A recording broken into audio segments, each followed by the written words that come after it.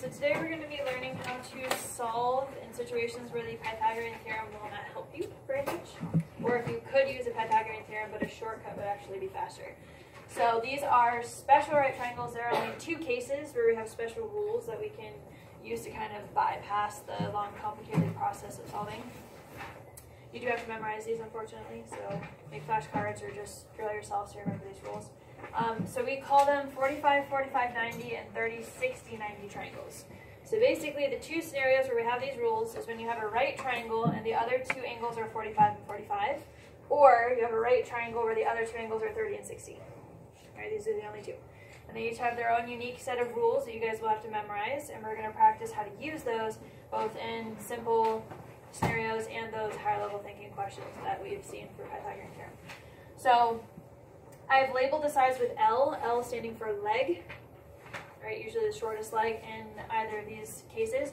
So the first one here, what kind of triangle would I call this if I know that two of the angles are the same? It's isosceles. So this is really an isosceles right triangle, so shouldn't it make sense that these two sides are the same? Yeah. So the rule I want you guys to memorize is that the legs of this isosceles right triangle, the 45, 45, 90, they're both represented with an L, basically. And then the hypotenuse would be equal to whatever the leg was, L, times the square root of 2. So, for instance, if I told you that this was 4, what would this be? 4. And this would be 4 square root of 2. Once you know what L is, you plug it in where it goes in the rule, and then you have your expression. So if this was 4, this would also be 4, and this would just be 4 times the square root of 2. You plug the L in, right? What if this was square root of 3? What would this be? Another square root of 3, and then what would this be? It would be square root of 3 times square root of 2. Now, do you guys remember how to multiply radicals together? You had square root of 3 times square root of 2. It's square root of 6. So whenever you guys are multiplying radicals, you just multiply the insides together. So again, when you know what L is, you literally just plug it into where it goes, and that gives you all the other sides. Right? We're going to see different scenarios where it's easier, some are a little bit harder. Sometimes I'll give you this side instead of one of those. You have to solve for L before you can keep going. We're going to experiment with all those different scenarios in the body of the notes here. But switching over to this one, that's the 45, 45, 90. If you switch over to this one where it's a 30, 60, 90, the rule's a little bit more complicated. All right, this is no longer isosceles. We have a short leg, a long leg, and a hypotenuse. Which one of the legs would be shortest?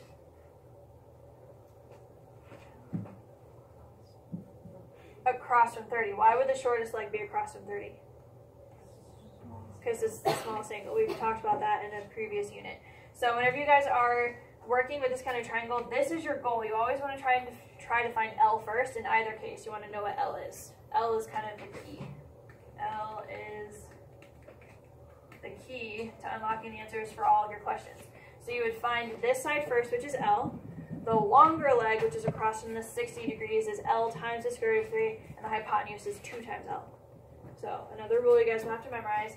And again, in this scenario, they will give you one of the sides. I can't promise you which one it is. Which one they give you kind of changes the difficulty of the question. But you'll get one, and then your goal is to try to find L so you can kind of find out what the other sides are. Right? Again, we'll practice that. So just memorize these two rules, the difference between the 45, 45, 90, and 30, 60, 90, and then we'll practice how to apply those. A couple of situations you guys will see, because we have square roots in here, when you guys are solving for L, there are situations where you are solving and you get a radical in the denominator, which we'll see. But if you guys are dividing and you get a radical in the denominator, this is technically not simplified or the appropriate way to write a fraction. You're not allowed to have radicals in denominators. It's improper for fractions. You'll practice, I don't know if they really focus on this as much in Algebra 2 Honors, but I know in Algebra 2 Regular, we kind of just, we're okay with that. But for geometry, we're not okay with this. So when you guys have a radical in the denominator, you have to fix that. So essentially what you're doing is you're going to multiply the top and the bottom by the radical that you're trying to get rid of. And what that does, and I usually tell my kids to just skip to this step, it's a really simple kind of rule. What it does is it takes the radical and moves it to the top instead. So instead of the radical 5 being in the denominator, it moves up to the numerator, but I still have to have something left behind in the denominator, and so that's the number here without the radical. So a quick and easy way you can think about it is just take the radical, move it up top, leave the number behind. All right. So whenever you get something like this, dividing by radical, just really quickly fix it so it looks like that, and and then your answer will be the correct format. Right? And we'll see a couple more practice with that. So that's essentially what this lesson is. Knowing these rules, knowing how to apply them within the triangles we're about to see for these specific triangles, right? So let's go ahead and jump right into the practice here. So the first thing you guys want to figure out is which one of the triangles it is. Is it a 45, 45, 90 or a 30, 60, 90? So look at this one. What do you think? This is a 45, 45, 90. They may not give you all three angles. They'll probably just give you the 90 degrees and then one of the other two. But you guys can figure out using triangle sum theorem, both of those angles will be 45. Okay? Alright, so this is the strategy I want you guys to do. This is what I found to be most successful for my students, to kind of work through these questions. The muscle memory of the rule and just being able to write equations is helpful. So what I want you guys to do is write the rule, the L, L, and L square root 2, into the picture here where they belong. So this side right here, the X, what is that equal to in the rule? It's equal to L square root 2, right? What is the Y equal to? L, it's one of the legs, L. And what is 6 equal to? L, according to the rule. So I want you to write these mini little equations here because they're really going to help you keep your information straight. Which one of those actually has a number in it that I can use to find L? Which one doesn't have? Yeah, this one right here. I like to circle that. So the number that they give you, they only give you one side. In these questions, they will give you the angles to tell you what kind of triangle it is, and then they'll give you one side. That one side that you have, you want to make sure you circle that little equation, right? Up here I wrote L is the key, because once you know L, you can figure out the entire rest of the question. I know that L is 6. So what's Y? 6, because Y is the same thing as L, and I already know that it's 6. Or you can just remember those two sides are the same. What would X be? 6 square root 2. Since I know that L is 6, I can plug it right in here. It would be 6 square root 2 is the value of X. 6 square root 2, and that's it.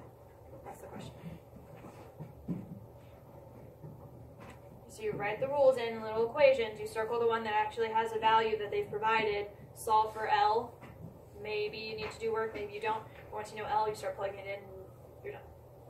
Okay? What kind of triangle is this one? This is a 30, 60, 90. Because of the 30 right there, you can fill out the 60 if you want to. Alright, so we're going to go ahead and label the sides here. This Y, that's the hypotenuse. What does the rule say that that is?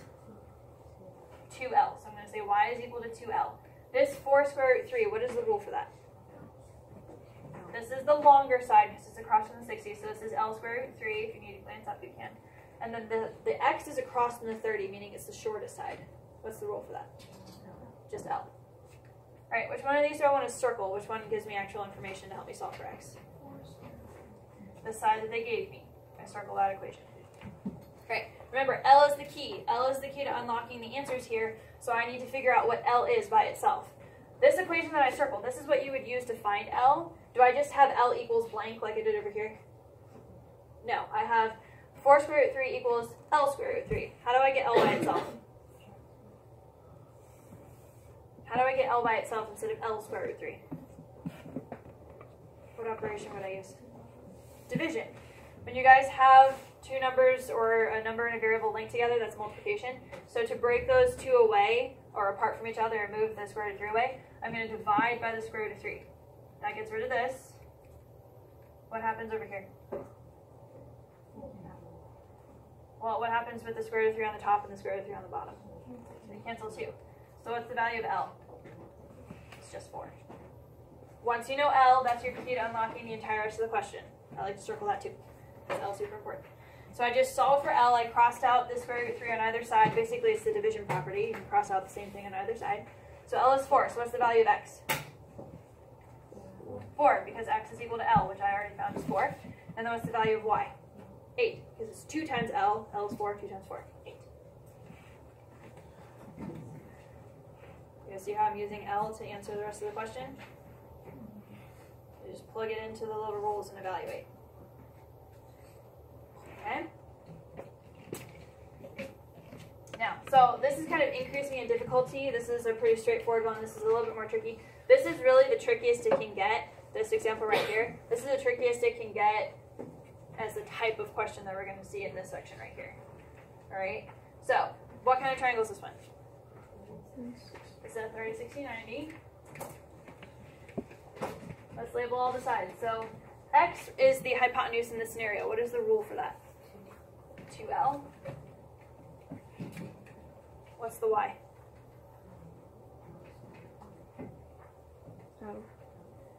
The y would just be L, because that's the shortest side. They haven't physically written the 30 in, so if you need to, feel free. But remember, the shortest side is across from the 30-degree angle, so y is L, and then the 3 would be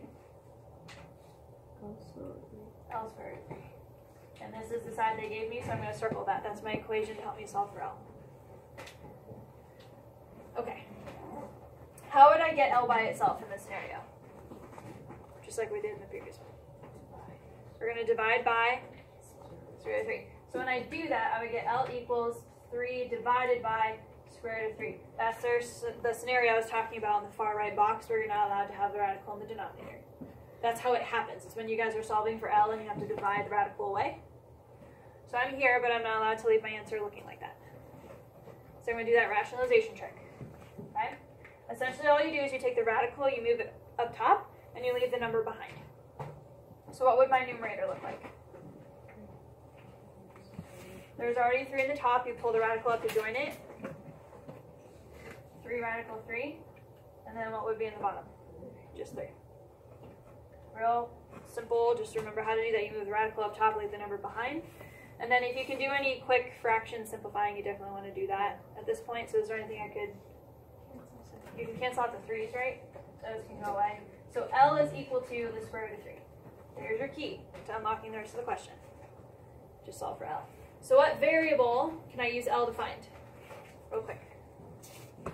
What variable is equal to L? The y right here. If y is equal to L, what's the value of y? Just square root of 3. This is the same value. X is 2 times L. So what would I write for x? 2 square root 3. You literally just plug the L in right there. 2 times the square root of 3. You just write it like that. You can't multiply the 2 and the 3 together. It's not square root of 6 because the 2 is not a radical, whereas the root 3 is a radical. You can't multiply rational and irrational numbers inside of the radical. All right, so you just write it like that.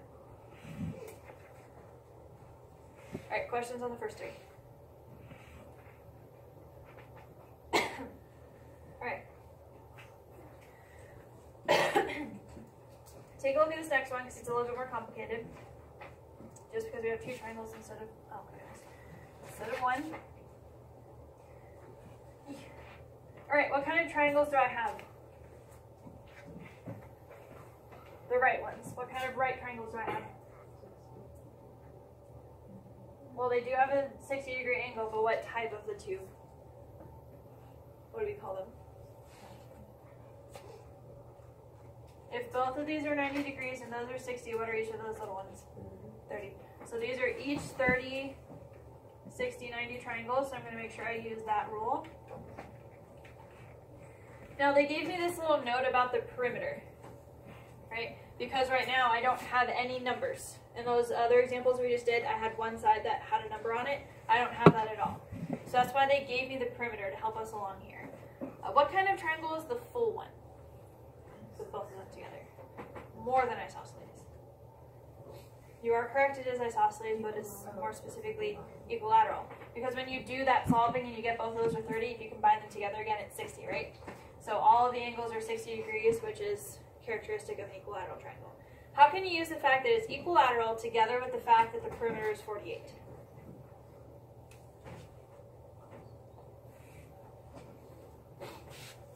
We need to get a little bit of momentum here. The perimeter is 48, but it's equilateral. So what does equilateral mean? All the sides are the same, right?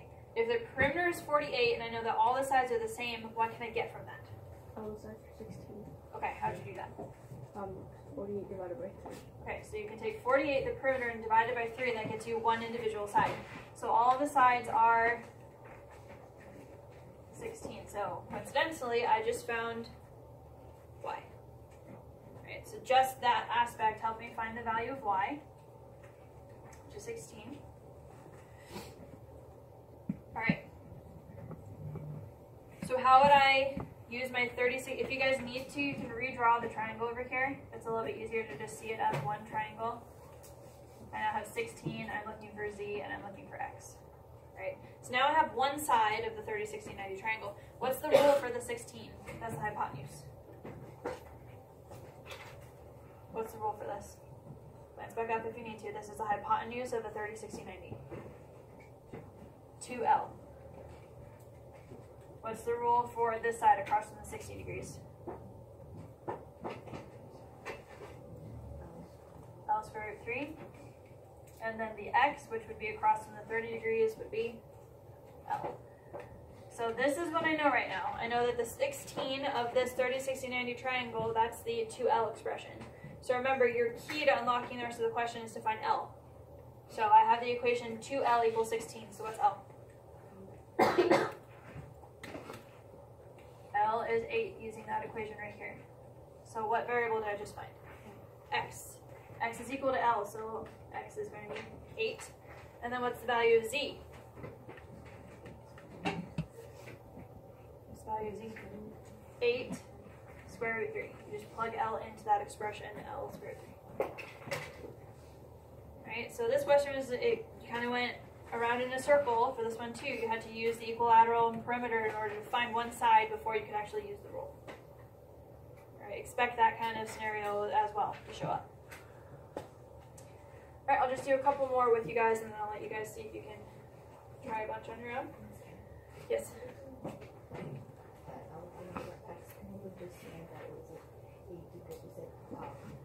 The altitudes. Yeah. But if you did that, then you'd be, again, there are all sorts of different strategies you can use here. The rules are shortcuts. There are other valid methods. If you did that where the altitude splits the side of an isosceles or equilateral triangle to get the 8, you could technically do Pythagorean theorem to find Z as well. But again, this is a shortcut because you just know it's going to be L times the square root of 3, so you can just plug it in. But yeah, there are other ways to get there. Alright, this one has a distinct lack of angles, but I can still figure out what kind of triangle it is. Is this a 45-45 or a 30-60? Why would this be a 45-45-90? The sides are equal, which means the angles are equal. The angles are equal. So this is a 45-45-90. I'm going to be using that rule to help me solve. So I'm going to label all the sides. So Y would be, what's the rule? L. X is L, and 5 root 2 is L root 2. This is my equation. The side that they give you is what you're going to circle. That's your equation to help you solve for L. How would I get L by itself? Divide both sides by the square root of 2. They both have the square root of 2, so they both kind of cancel out. So what's the value of L? 5. So if L is 5, what's the value of X? And what's the value of Y? 5. There you go. Alright, I'll do the one over here with you guys, and I'll let you do the last two on your own. So this one right here, what kind of triangle is that? This is a 30, 60, 90. You gotta be able to recognize that. Alright, we're gonna label the sides. 4 square root 2 is the hypotenuse. What's the rule? 2L. X is the longest, or the longer of the two legs across from the 60. What's the rule? L square root 3. And Y is the shortest leg across from the 30, which is L. So this is my equation. You circle the one that you are given. Here, I need to solve for L. How would I do so? So you're going to divide both sides by 2. What would that expression turn into? It would be 2 square root 2 because the 4 and the 2 cancel. Alright, so L is 2 square root 2. That's our key to unlocking the question. Right? L is 2 square root 2. So what's the value of Y? Y is just 2 square root 2 because it's the same value as L. What's X? So if I would prefer you guys show the work really quickly before you get your final answer.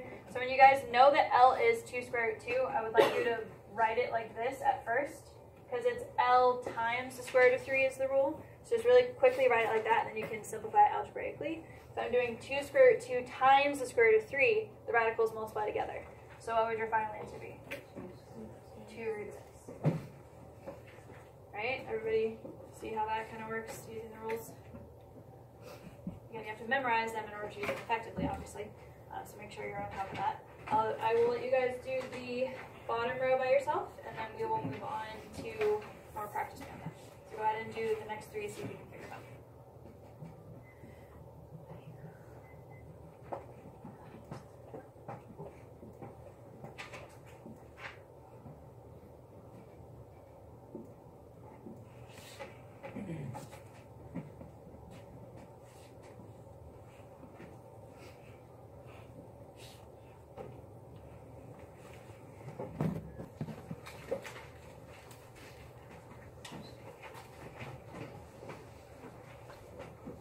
Go ahead and turn the page and do the top three there.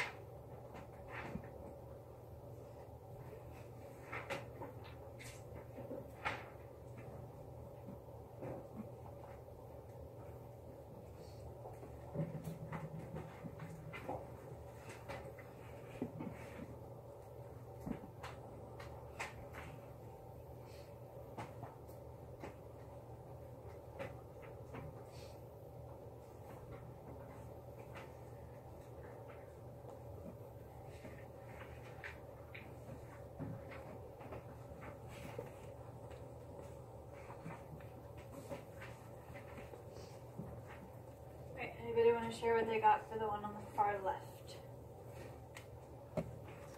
Yes. S equals 5 squared root 3 and y equals 5 squared root 9. Would you write 5 square root 9 and leave that answer for me?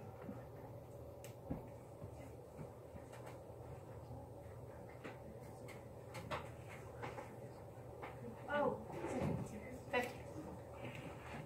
If you guys multiply radicals and the number that you get as a result ends up being a perfect square, please make sure you do take the square root of that number. So when you guys do that rule of square root of, or L square root of 3, right, you would get 5 square root of 3 times square root of 3, which would give you 5 square root of 9. But if it's a whole number, please turn the square root of 9 into a 3, so it's really 5 times 3, or 15. So please make sure you're doing that each time. Alright, somebody for the middle example. X is 12 square root 2 and y is 24. Y is what? 24. 24. Yep. That's another one where you get 12 square root 2 times square root 2, which is really square root 4. Square root of 4 is 2, so 12 times 2 is 24. Okay, so please make sure when you guys are doing that whole process,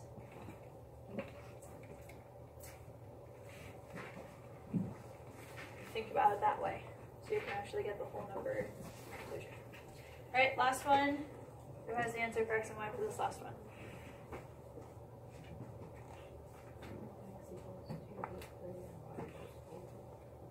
Two, 3, 4. Yep.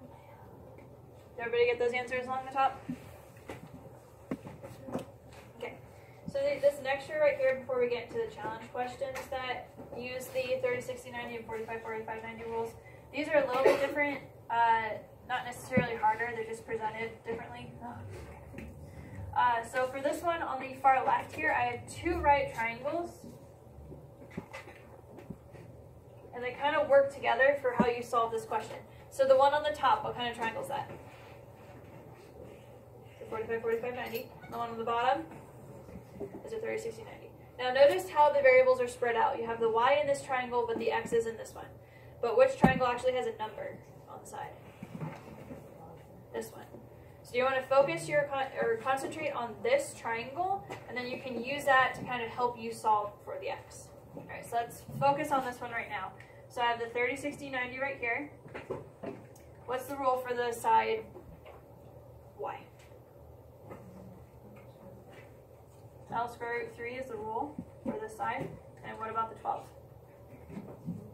2L. So this is your equation. What's the value of L? 6. So if L is 6, what's the value of y? 6 root 3. All right, so I just found y.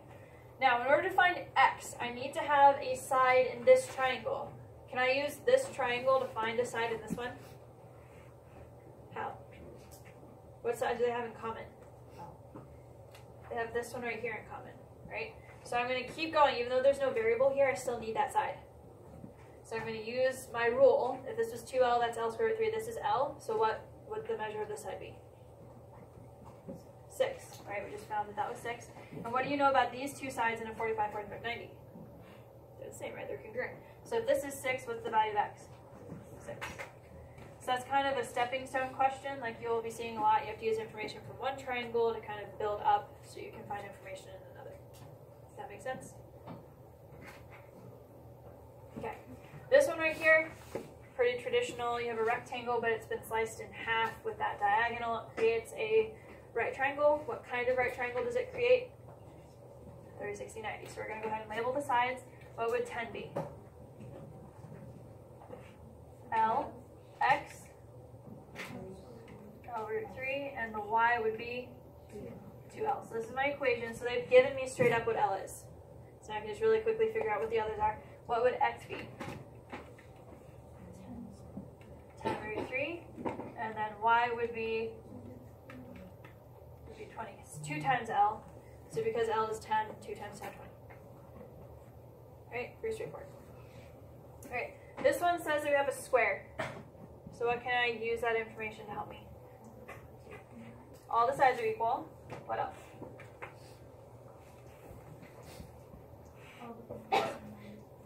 The angles are all 90 degrees. I'm just going to worry about that angle right there. All of them are 90, but I'm just going to gravitate towards this one because it helps me create that right triangle. What kind of right triangle is that if I know that it's a square and those sides are equal?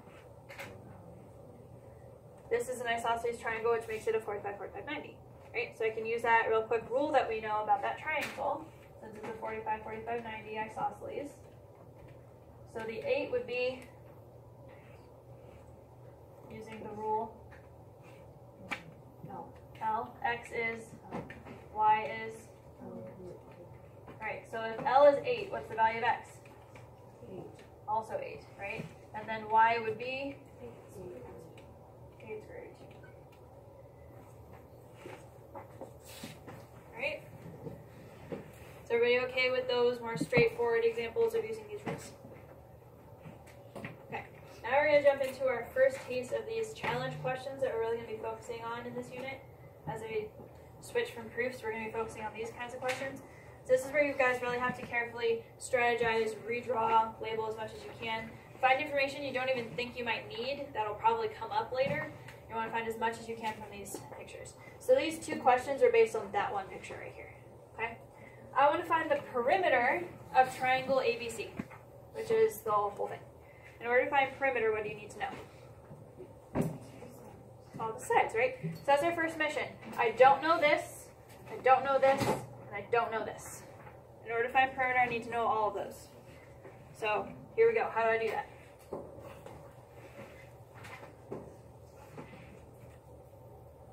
We may not have enough information up front, so let's see if we can add anything. Yes, Tatum. You can add a 60 degree, like, for angle BC. So, yep, you can. So you can use triangle sum theorem to get that this is 60. Keep going. And then you can say that angle ACD equals 30. Okay, together they equal 90, so if one's 60, the other's 30. You can use linear pair to get that that's 90, and that this is 60. So in this picture, I have two 30, 60, 90 triangles. Does everybody see that? Alright, so you have to set the foundation here first before you can jump into the question. The only side that I know is this 8. So that's the only thing I can work with to get the rest of the side lengths. So I know this is 8. We're going to work with this triangle right here first. What's 8 as a rule? L. Okay. I need to know this side right here. What is that? 2L. And this side right here? L root 3. So let's go ahead and figure out what those sides are. If you guys want to, you can redraw the triangle over here with only numbers instead of labels, just to help us with the perimeter idea. So I already know this is 8. So what would go, if this is L, and I know this is 2L, what would go here? 16. And if I know this is, excuse me, L root 3, what would go here? 8 root 3. Alright, so we're closer. We still are missing 2 parts that we need for the perimeter, but we're closer. Now do I have enough information in this triangle to solve for stuff? Yeah, using this triangle I found that side, which is going to give me momentum to keep going. So I now know that this side is really 8 root 3, so I'm going to write it like that right here. This is another 30, 60, 90 triangle. What is this side in this triangle? I know it was L root 3 for this triangle, but what is it for this one? It's L. Right, see how it switches? This is now across from the 30 in this triangle, so this is now L. Okay? What would this be? This side. This would be 2L, because this is the hypotenuse of this one, and this one would be L root 3 for this triangle. See how it kind of switch it? When you turn the orientation of the triangles, it really switches what the sides are doing in each of these. So I know that. Okay, so what would this be? If this is L, what would this be? This would be 16 root 3, because it's 2 times L, which that's L right here. And then this would be, it would be 16 root 3 times root 3. Sorry, no, 8 root 3. There we go. So it'd really be 8 times 3, which is 24. So we're just doing a double set of the 30, 60, 90 rules, and one in this triangle, one in that, to fill out the sides. So how can I find the perimeter? Just add them up. So you're going to do 16 plus 8 plus 24, and then plus 16 root 3. It will be a decimal, that's okay. So you can just type all that in your calculator. Ignore the side, or the altitude, because that's not part of the perimeter. So just add the outside parts together. What do you get?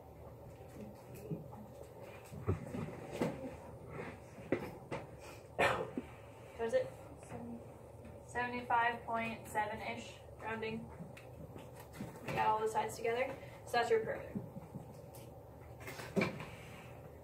Alright, next up they want us to do area. Do you guys remember what the formulas are? What's the formula for the area of a triangle? Base times height? 1/2. Yeah, so it's base times height divided by 2, or 1/2 base times height. Alright, we're trying to find that for ACD and BCD, which are the two small. So I already know what the side lengths are, right? I did that here. So to find the area of the smaller one, I need to do 1/2 base times height. So I'm going to draw a little arrow over here. 1/2, what's the base of ACD, which is the one on the left? What's the base? 8. And then what's the height? 8 root 3. So we're just going to simplify this a little bit. Let's multiply these two together. What's 1/2 times 8? 4. And then what's 4 times 8? Yeah, because it's 1/2 times 8, which is 4, and then that number times 8 is 32. So that's the one. That's the first one. The area of the first one on the left is 32 squared 3. And then for this one right here, do the same thing. 1/2. What's the base of the one on the right? 24. And then what's that height? Yeah, height is the altitude. Yeah, so the height can be the same. They're both kind of sharing that side, so the height can be the same. Same thing as before. The 1/2 times the 24 is 12. 12 times 8. 96. So that one would be 96 root 3. Alright, so this is just like a follow-up question. We found all the information already. We're just practicing using the area formula. Okay? Questions on that? Questions. Okay, so go look at the next one. A brick, which is rectangular.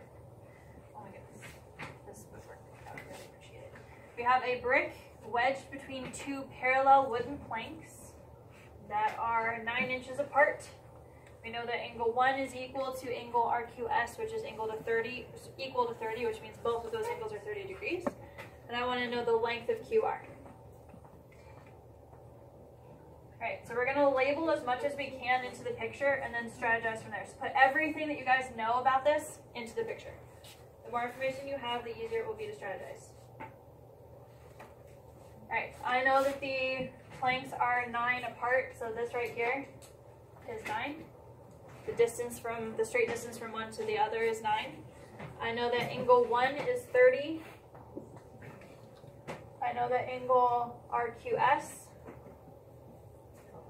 sorry, that's a Q, the little bottom part got cut off, that's 30. And I'm trying to find the length of that. What do you guys think?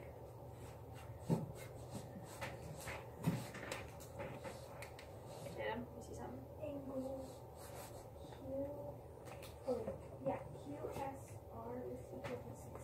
QSR, this one right here. Alright, so you notice that this kind of diagonal one right here, this one right here. Again, redrawing, really great strategy. So I know that I have X here, I know I have 30 here, and I know I have 60 here. So that's a good place to start. I know what triangle I want to zone in or zoom in on to find X, but does that triangle that I just drew have a number, like a side length? No, it doesn't. So we know that this triangle is what we're going to use to find X, but right now it doesn't have enough information, so we need to keep fishing.